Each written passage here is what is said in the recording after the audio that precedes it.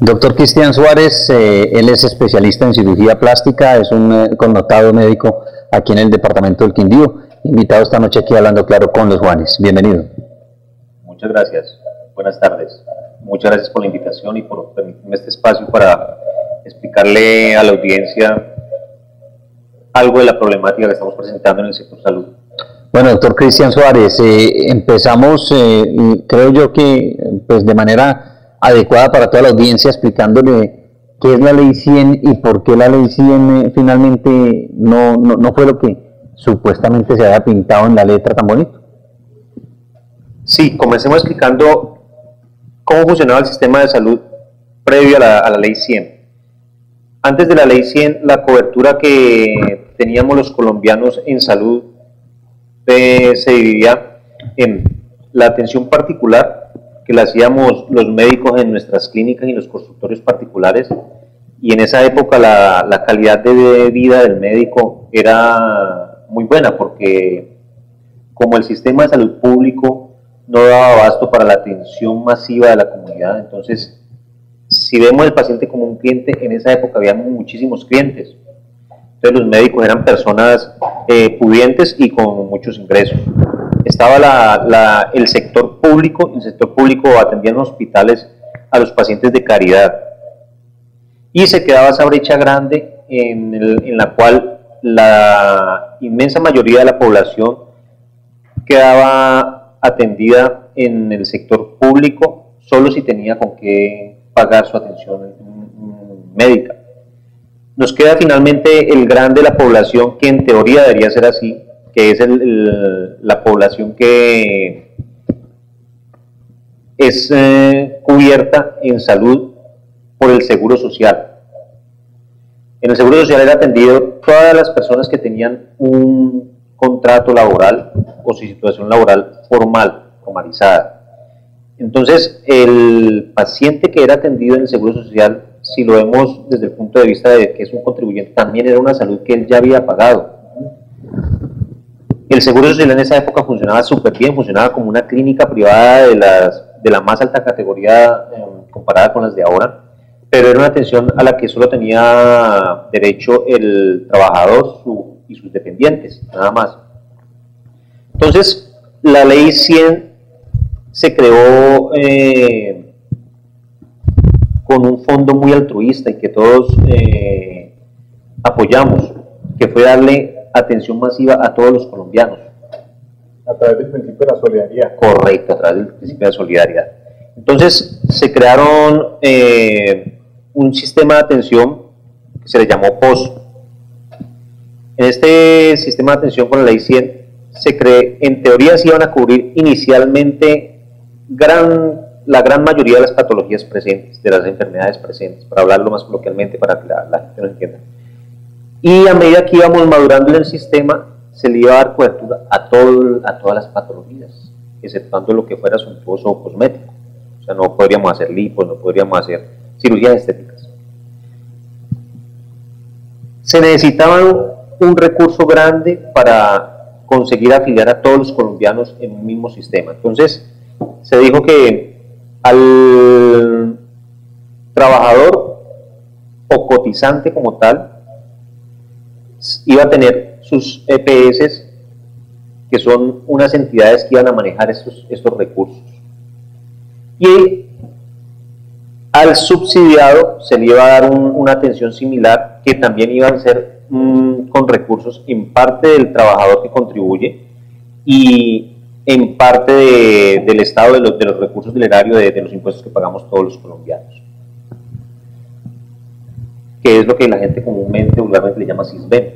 Entonces, hay unas empresas, unas EPS que manejan estos recursos para el subsidiado y otras que lo manejan, otras que manejan los recursos de los trabajadores o los aportes de los trabajadores.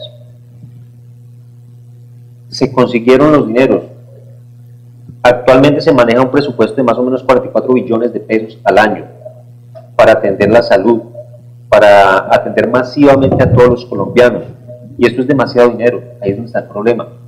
¿Qué sucedió? Con 44 billones de pesos al año atendemos la población de 2 Colombias en la forma que está siendo atendida ahora. El problema es que los 44 billones de pesos al año actualmente solo alcanza para recetar el ibuprofeno y nada más. Porque es que de ahí tiene que salir mucho dinero, muchas riquezas para fortalecer los emporios económicos que tienen estas EPS. Estos emporios económicos, ustedes lo ven, montan congresistas. Hay cantidad de congresistas que las investigaciones lo han demostrado que han sido financiados por el dinero de la EPS, y esos dineros no nos está yendo al exterior, esos dineros están saliendo de la plata que nos están quitando a los colombianos. Entonces, como son emporios tan poderosos, la información está siendo mal manejada. La gente no sabe qué es una EPS, la gente no sabe por qué es la problemática de la ley 100 y por qué estamos marchando los médicos. La gente está confundida. Nosotros no estamos marchando en contra de la reforma de la ley 100. Nosotros estamos marchando es porque tenemos que hacer una ley nueva, una reforma estructural de fondo grande. Y eso se le pasó al gobierno, se le pasaron a diferentes cámaras, se pasó a toda parte. Hay una gran junta médica que no son cualquier 5 pelagatos, son gentes de trascendencia en la sociedad, son las sociedades científicas, en esa junta actúan y pertenecen activamente las grandes comunidades científicas de las diferentes áreas de la medicina, las universidades con mucha trascendencia. El problema es que estas comunidades, esta gran junta médica, no tiene un interés económico. El interés de esta junta médica es exclusivamente el bienestar de los pacientes. Pero como el sistema de salud colombiano lo hicieron pensando en el paciente como un cliente que iba a producir muchas utilidades, y estas utilidades se las están repartiendo entre las EPS, entonces estos emporios económicos son demasiado poderosos y van a tener mucho más poder para manipular la información y manipular los votos y la legislación que el poder que tiene una comunidad médica científica, en el cual el objetivo y la razón de ser es el bienestar de los pacientes. Hombre, ¿cómo hacer para concientizar a las personas que los que tenemos que marchar por la salud somos también los ciudadanos? Porque, claro, digamos, los médicos marchan en la medida en que se ven afectados profesionalmente, como quiera que este tipo de empresas, como los que usted menciona, les ha dañado el ejercicio de la profesión desde un punto de vista ético, moral, incluso científico. Pero ¿quiénes somos los realmente afectados con ese tipo de prácticas? No solamente son los médicos, de hecho los más afectados somos los ciudadanos. ¿Por qué ve usted tanta apatía del ciudadano a la hora de apoyar al sector médico en ese ejercicio legítimo de la protesta de cara a que eventualmente las autoridades vean que hay un problema que hay que atender de manera inmediata y se le pueda dar tránsito y trámite a una reforma de esa ley que finalmente revierta todas estas circunstancias anómalas y genere una sensación de confianza, una sensación de buena disposición para trabajar por parte de los médicos, que obviamente se verá reflejado en la gente? Yo creo que eso está sucediendo. Antes la gente no hablaba de esto, antes la gente quedaba insatisfecha con la atención médica y se lanzaba en contra del médico que le estaba atendiendo. Yo ya tengo paciente en el consultorio, yo siempre que atiendo a un paciente en el consultorio y me quedo corto en recursos, le explico a él: mire, usted le está negando la atención porque entre menos invirtamos en su salud, mayor va a ser la ganancia de la EPS. Y el paciente ya comienza a creerle a uno. Y yo le digo a mis estudiantes de medicina cuando yo comienzo a dar mi curso en la Universidad de Cirugía Plástica, la primera semana solo les hablo de ética y de esta problemática. Porque a medida que vamos haciendo masiva la información con los pacientes, ellos ya van viendo que la problemática y la mala atención que ellos están recibiendo no es culpa del médico ni de los trabajadores de la salud. Los dos estamos siendo víctimas de esta ambición, de este manejo que le está dando la salud al colombiano. Hay que tener en cuenta un principio básico que hay en todas las sociedades, que ahí fue donde comenzó a funcionar mal las cosas. Mire, hay sectores de la sociedad, eso es lo primero que dije en mi clase de cirugía plástica, que que los alumnos me miran raro, bueno, ¿por qué nos comienza a hablar de esto si que estamos en ciclo plástica? Hay unos sectores en la sociedad que el producto de su trabajo o el correcto funcionamiento de esos sectores no se puede medir en facturación. Esos sectores son salud, educación y justicia. Usted no le puede exigir a un maestro que le muestre en facturación cuánto produjo, o a un juez no le puede decir, bueno, usted cuánta plata produjo arrestando tantos bandidos. Lo mismo en salud. La salud no puede generar utilidad económica. En el momento que la salud comienza a generar utilidad económica, estamos haciendo algo mal. Vamos a suponer que estas EPS de buena fe invirtieron 44.000 millones de pesos, que fue lo que el Estado le dio de sus diferentes recursos que tiene para conseguir esta gran bolsa de los 44 billones de pesos. Si esos 44 billones de pesos produjeron 60 billones de pesos, esos 60 billones de pesos tienen que ser reinvertidos en la salud. Pero ellos, ¿con qué mentalidad se van? Tenemos 44 billones de pesos, tenemos que producir por lo menos un 10 o un 20% de utilidad, porque así es el sistema económico.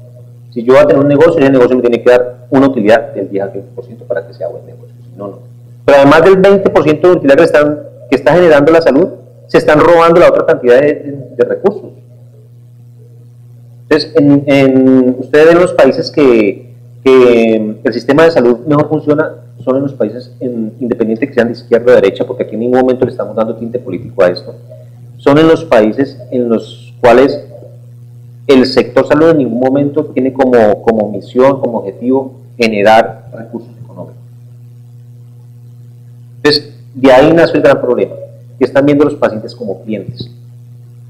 Entonces, yo como cirujano plástico, llega una EPS y me dice, bueno, llegó una mano amputada, ¿cuánto vale remodelar el muñón de esa mano? Remodelar el muñón de esa mano me vale aproximadamente de 2 millones de pesos, sumando hospitalización, quirófano, hotelería y honorarios de los diferentes especialistas que intervienen. ¿Cuánto me vale reimplantar una mano? Hablando de esa reimplantada de mano como si fuera un producto, los costos de producción de ese producto. Ah, no, ahí ya nos pasamos a más o menos 15 millones de pesos. Es 15 veces más, no es un negocio. Entonces, si miramos la salud desde ese punto de vista, reimplantar una mano nos va a generar pérdidas. Entonces ahí la opción es más bien remodelar el muñón que el paciente quede con su manito mocha. Pudiendo tener la opción de invertir los 15 millones de pesos y reintegrarle a su sociedad un individuo laborando normalmente. Entonces, por eso no podemos ver el paciente como cliente. Por eso los modelos de ese capitalismo salvaje, de estos emporios económicos en los que se convirtieron las EPS, están equivocados. Por eso nunca van a funcionar. Y por eso la marcha no es que estemos en contra de la reforma, es que tenemos que hacer un sistema de salud nuevo, porque esto no tiene vuelta atrás. Entonces la gente no entiende. Hace años atrás no entendía, ahorita cada vez entienden más. Segundo, estos emporios económicos que tienen estos recursos infinitos y limitados de la salud de los colombianos han utilizado ese dinero en muchas cosas. Dentro de esas muchas cosas que tienen son canales de comunicación masivos, y esos canales de comunicación masivos nos sesgan la información. Entonces, por eso los pacientes no manejan muy bien la información. Ya contamos con la fortuna de tener las redes sociales. Entonces, en las redes sociales nos dejan difundir la información sin tanto sesgo. Perdón. Esto ha hecho que la gente comience a tocarse, que la gente comience a hablar de qué es lo que está pasando con el dinero de la salud. En ningún momento con el dinero de la salud nos estamos quedando los médicos con ellos. Dicen, no, es que hay especialistas que ganan 25 millones de pesos. Sí, hay especialistas que ganan 25 millones de pesos. El sueldo de un especialista normal son 8 millones de pesos. ¿Por una intervención quirúrgica? No, por todo mensual. Y es un sueldo integral, porque usted ve el único trabajador, el gremio masivo de trabajadores en Colombia que no tiene vinculación es el de la salud. A nosotros nos contratan, no nos nombran.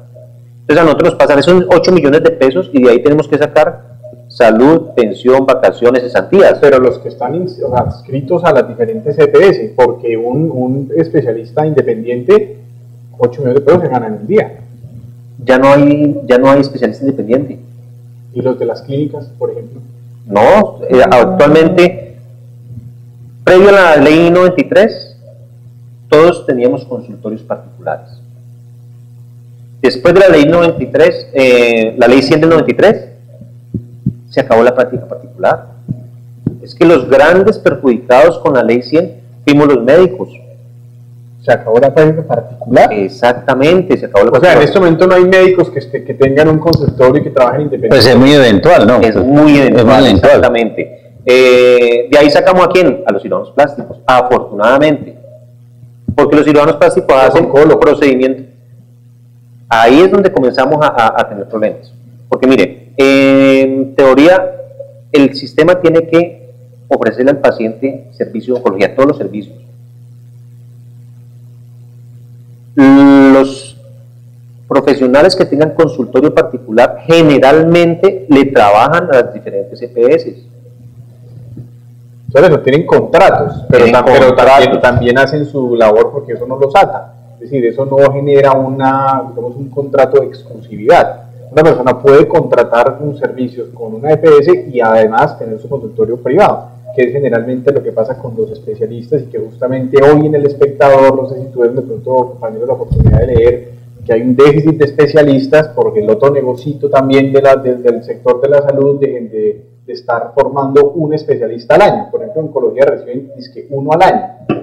Entonces ahora los hospitales propusieron ellos formar a los especialistas en los hospitales de gran nivel para efectos de que la población pueda tener diferentes especialistas y se bajen un poco los costos, y ya saltaron los dueños de las universidades, los rectores y el gremio de la salud de la rosca más refinada diciendo que eso no puede ser, que porque entonces se van a desmejorar los servicios, la calidad en la educación y todo esto. Es que el tema de la salud... Ya le abordo el tema de los especialistas, porque ese es otro tema grandísimo. Pero lo de los consulta particular no hay. Usted puede ir a cualquier clínica de estas de consultorio particular. En Colombia casi no hay ricos que tengan plata para pagar una consulta particular. Si usted le está sacando más o menos 4 millones de pesos por mes, si tiene unos ingresos altos de solo seguridad social, usted no va a pagar particular. Pero hay ricos que ya tienen la prepagada, ¿cierto? Pues que es una opción que está ahí. Es otra opción, que es otra opción que hay, y es carísimo, además. Que ahí se acabaron de robar el poquito de plata que no se habían robado con lo de las prepagadas. Ajá. Pero no, la práctica particular está abolida. Exactamente. Entonces, de los grandes perjudicados que tuvo la ley 100 fueron los trabajadores de la salud. Y usted ya ve los médicos son personas que un médico general, exactamente, usted puede encontrar médicos generales que ganan 8 millones de pesos al mes, pero trabajando 400 horas al mes. 400 horas, quiere decir que a la semana están trabajando más de 100, 120 horas por semana, o sea, están haciendo lo de 3 trabajadores. Es como si usted cogiera un recolector de café. Es un recolector de café, una jornada normal que se saque 800.000 pesos, pero este recolector de café no duerme y trabaja 3 jornadas, va a ser un recolector de café de 2.400.000. Entonces, esta gente que dice que hay especies que están ganando 24 millones de pesos, sí, los puede haber, pero entonces son personas que se están triplicando en su jornada laboral, que en ningún momento están, y no estoy de acuerdo con eso, pero a eso súmele que tuvo que estudiar 25 años, y la jornada de estudio de un profesional de medicina, de un pregrado, un estudiante de medicina, no son las 4 o 6 horas de otras carreras. No, tu jornada presencial comienza a las 6 de la mañana y termina más o menos 8 y 9 de la noche, y de ahí salga a estudiar a su casa, los que no están haciendo turno, porque los que están en turno tienen que seguir derecho. Entonces, usted está estudiando una carrera en la que tiene que estudiar el triple del tiempo, más intensamente, más cara, exactamente. Sí, sin duda alguna es la carrera. Entonces, más compleja. es de los profesionales menos pagos. Entonces, con ese cuento que dicen que le tienen que bajar el salario a los que están ganando 25 millones de pesos, los reto que encuentren un profesional que esté ganándose eso y que no esté trabajando 400 horas al mes. Le abordo el tema de las universidades. Mire, en los países donde le digo que funciona bien el sistema de salud público, que no son los países donde la medicina es en este capitalismo agresivo. Los hospitales forman los especialistas, y yo me formé en un hospital de esos en Brasil. A mí me graduó como si no plástica en un hospital, en una universidad. Entonces son hospitales. Pero el modelo no es tan nefasto entonces. Exactamente. No, es bueno. Es bueno, porque es que he visto en el debate hoy, por ejemplo, que han querido como subestimar la formación en hospitales. No, en hospitales no. Si en teoría funcionan las cosas bien, venga, le pongo el modelo de Brasil que conozco. Tengo un hospital universitario que tiene todas las subespecialidades.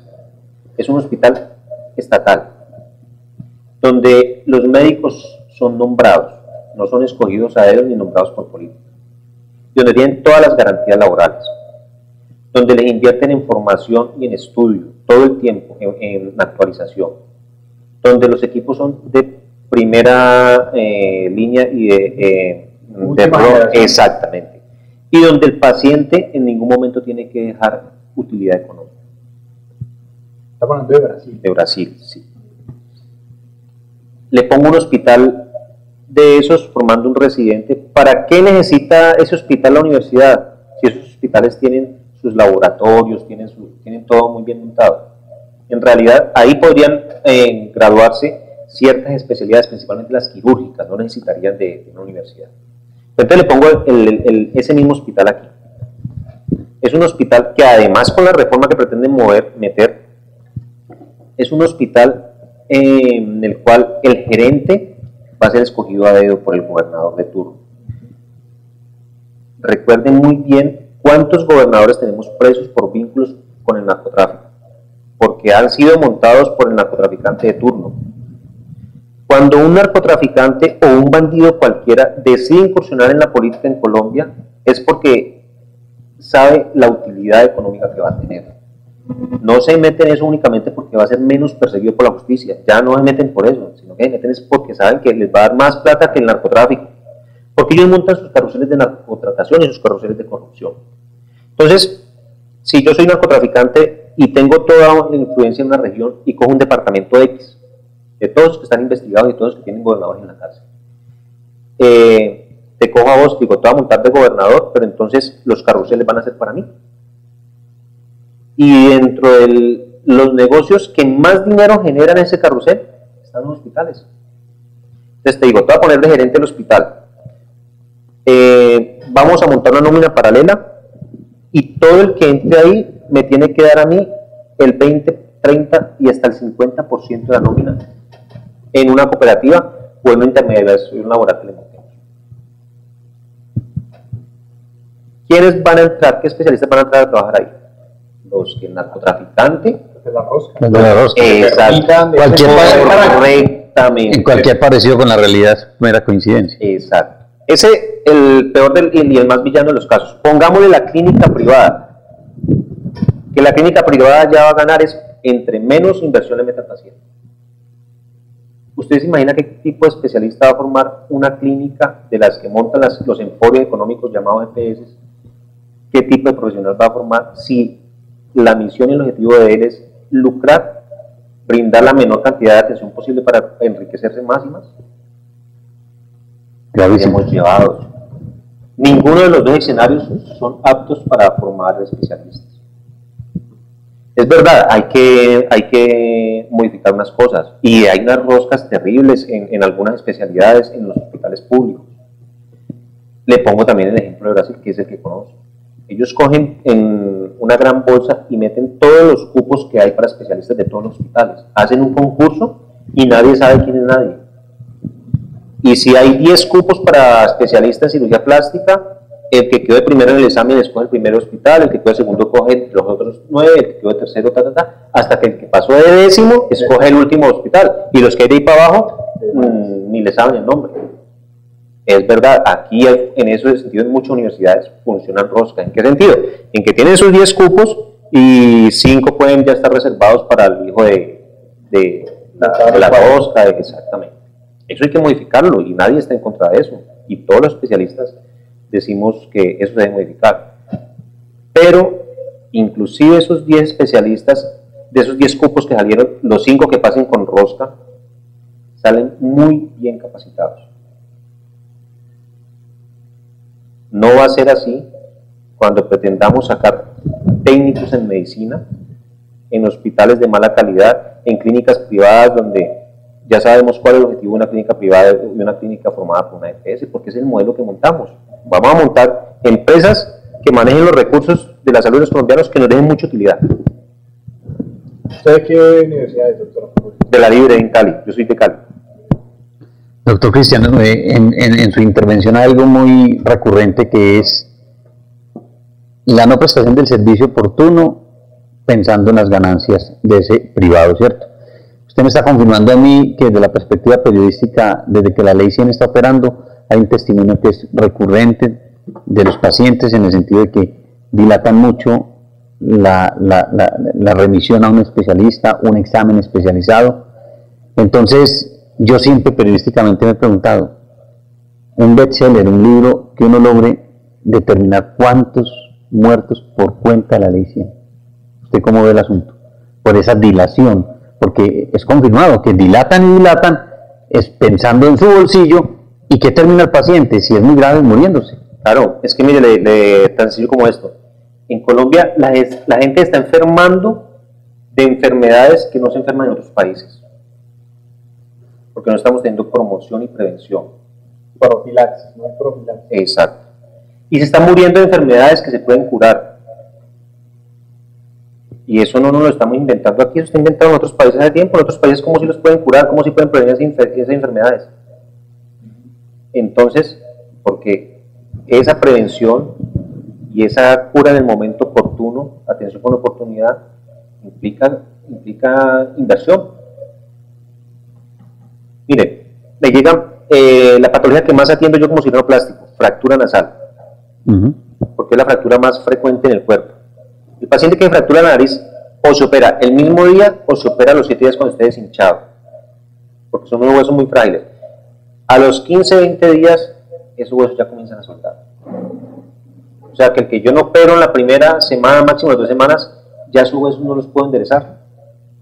Entonces me coge este paciente un EPS, lo recibe en la urgencia y comienza a consumírsele su seguro, su sistema de salud que tiene.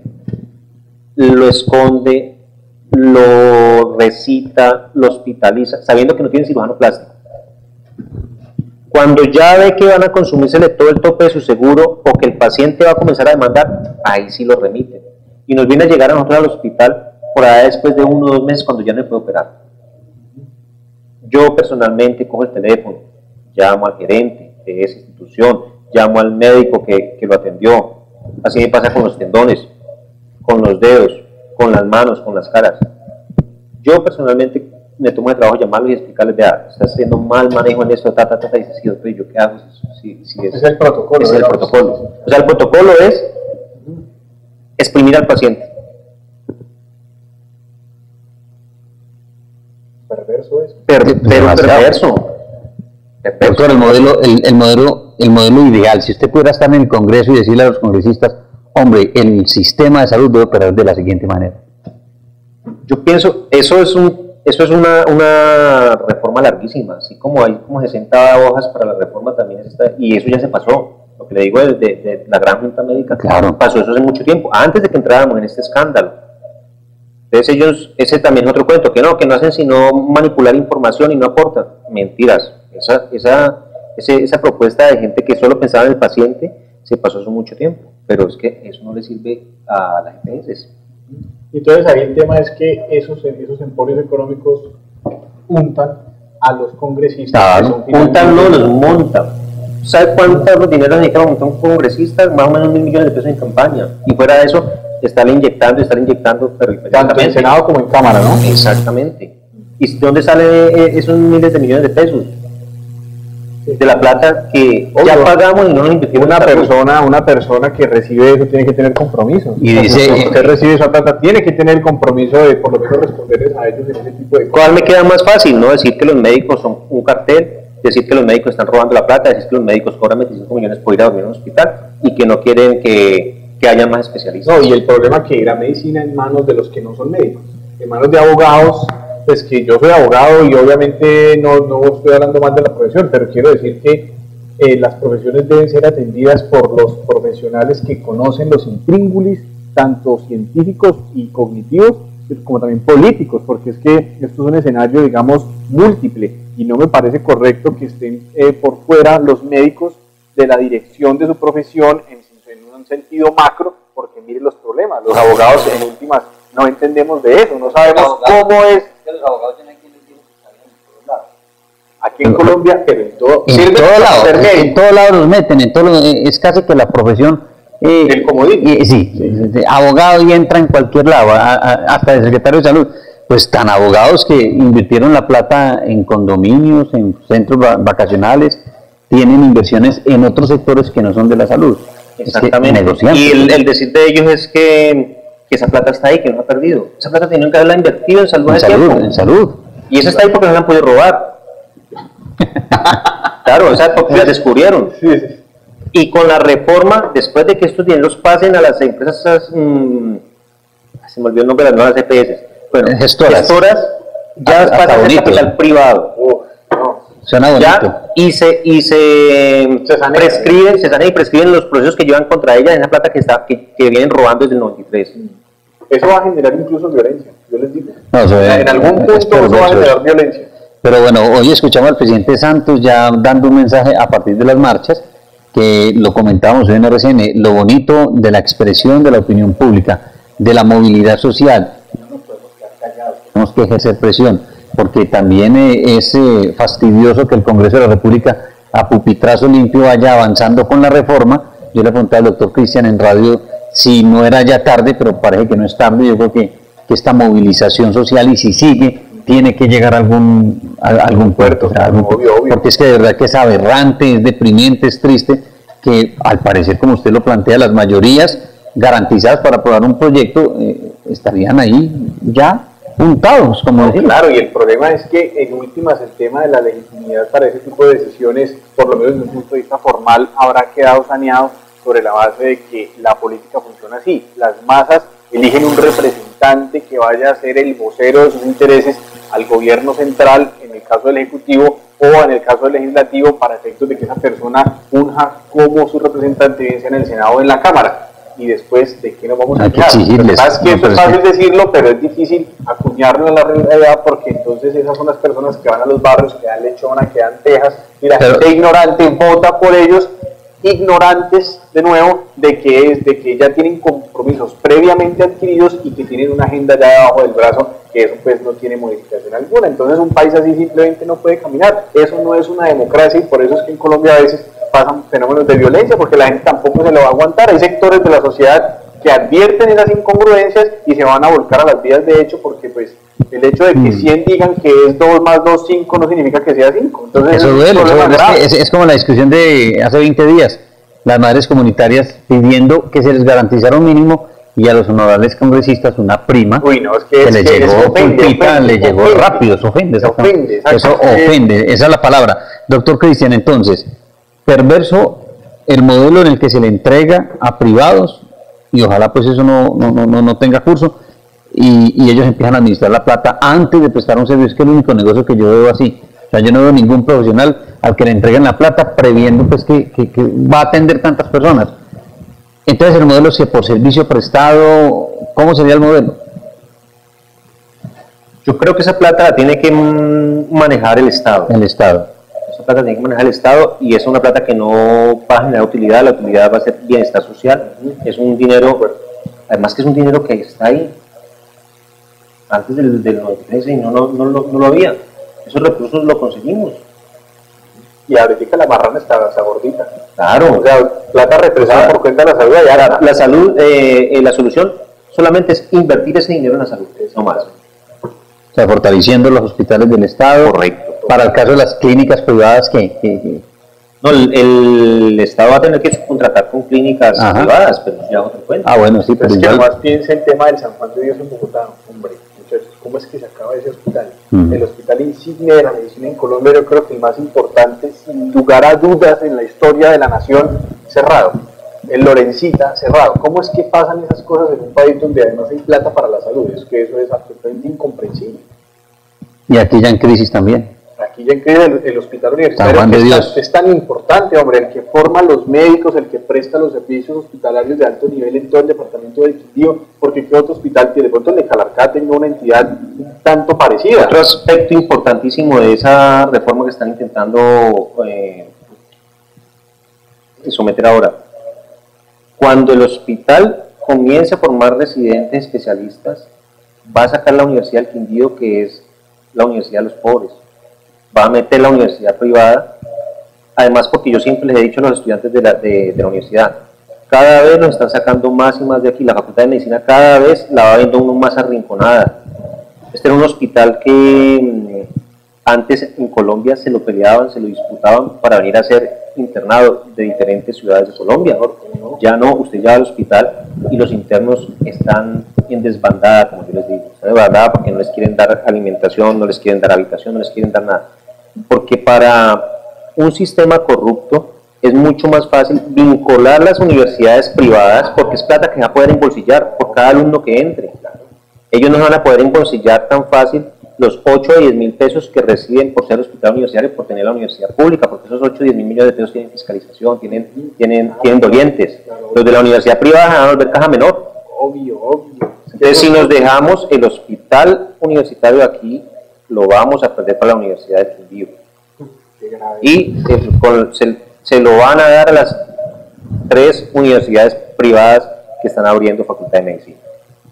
Más grave aún, ¿no? Hay que hacer desde ya esa alerta temprana que menciona el doctor. Sí, no. Se viene haciendo eso ya. Ese denuncio lo hicimos desde hace un año, ¿no? Se viene haciendo hace rato y cambiaron las políticas, la administración. Sí, le dice el doctor Cristian, es perverso eso a dedo que los ganadores metan la mano. De verdad es que con la salud no se juega. Y aquí eso a los politiqueros les importa. Como si ellos no tuvieran que estar sujetos también en algún momento de su vida. O la mamá o los hijos. Sí. Y en algún punto dejan de ser gobernadores y alcaldes o concejales o lo que sea, y les toca volver a ser un parroquiano de la ciudad. Pero ya le olvida. ¿Qué va a pasar? Como usted dice, cuando tiene una marrana llena se le olvida que enferman. Doctor Cristian, agradecer una reflexión final alrededor de todo esto que está ocurriendo, cómo vio la movilización hoy. Yo creo que es bonito que el país se movilice, creo que deben estar satisfechos ustedes. Yo quedé muy satisfecho porque nos dieron la oportunidad de educar a la gente, informarles. Vuelvo y repito, no estamos pidiendo con estas marchas ni con el paro que probablemente se viene en que no reformen la ley 100, no estamos contentos con la ley 100, lo que estamos pidiendo es que tenemos que reformarla pero con una participación de todos los que sabemos del tema. Segundo, me gustó mucho que en la marcha de hoy participamos especialistas grandes que hay en el Quindío. Yo nunca creí que esta gente fuera a participar, pensé que solamente iban a participar los estudiantes, los médicos internos y los médicos generales. Entonces, eso tiene una connotación grande. Que nos dieron las vacas sagradas. Exactamente. Eso es grande. Como en el paro cafetero. No, y en el paro cafetero que salieron los obvio, pues ya entonces los tocó. O sea, ya cuando la mano de verdad se les mete a la cocina, ya entonces ahí le toca. ¿Usted pensó que iban a salir a marchar en sus camionetas 4x4? No, yo pensé que iba a salir apenas con los estudiantes. Oiga, ¿habrá salido el doctor Unidad Correal? Hay que preguntarle al doctor el jueves que tiene eso seguramente. No, pero interesante eso, es decir, ojalá tenga eco. Yo creo que esta noche pues, ya en los noticieros se ha visto y el reporte del mediodía también en los informativos era todo el país movilizado. Ahora, de aquí en adelante es que esto tenga eco, pero yo creo que el país está cambiando desde ese punto de vista, el ejercicio de la opinión pública y estos señores congresistas que definitivamente tienen que cambiar esa visión particular en la que siempre tramitan un proyecto de ley si les están engrasando ahí sus finanzas. Eso me parece también que es algo de lo que el país tiene que estar alerta, lo que dice Juan Luis tantas veces, miren a quién eligen, miren qué persona está ahí, porque creo que es de los cambios que está pidiendo a gritos este país. Doctor Suárez, muchas gracias, hombre, y aquí las puertas abiertas siempre para el debate. Muchas gracias por la invitación. A ustedes televidentes, ya regresamos aquí Hablando Claro con los Juanes.